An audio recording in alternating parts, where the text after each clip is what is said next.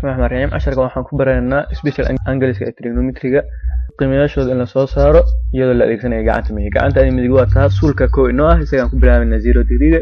Farta ku xigta ee farta mulstada waa 2 inoo noqonaysa, iyada 5 degree qaadanaysa. Qaabkaas u soconaysa suulka number 1. Haddii aragno tusaale ahaan sin 60 iyo cos 60 inaan soo saarno, maxaa samaynaysaa? Ugu horreyn waxaa calaamadinaysaa farta ay ku qoran tahay 60 degree. Waa farta fargashiga la geliyo ama faraantiga la geliyo. Farta hadda aan calaamadinay, farana waxay ka xigaan midig, kuwana waxay ka xigaan bidix.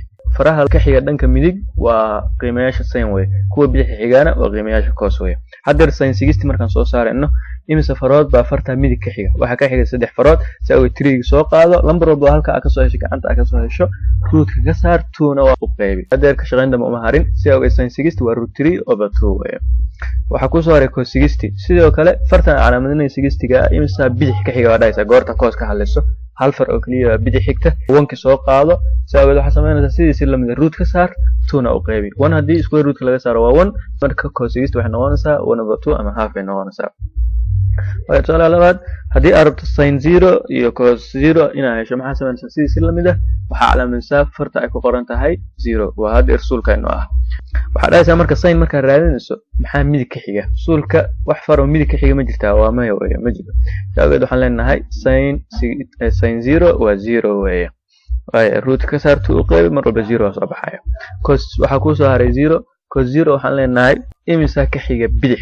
waxa bidix ka xiga waa maxay? 4. 4 soo qaado, 4 goorta soo qaado, square root ka saar 2na u qaybi. 4 waa laga saari karaa 2 noqonaysaa. 2 iyo 2 isu qaybi waa 1 weeye. macnaheedu waxa weeye cos 0 waa 1 weeye. haddaa fiiriso table-kii special angles-ka 1 baa ku soo baxaysa cos 0. waa tusaale saddexaad u dambeeya, haddii aan rabno inaan soo saarno sin 45 iyo cos 45, maxaa samaynaysaa? sidii la mid ah 45 baan calaamadinaynaa, waa farta dheer. waxaa dhahaysaa sin markaa raadinayso sin 45 imisa baa midig xiga waa dhahaysaa, waxaa xiga 2. 2 soo qaado, square root ka saar 2na u qaybi. sababta shaqada uma harin. sin 45 waa √2/2.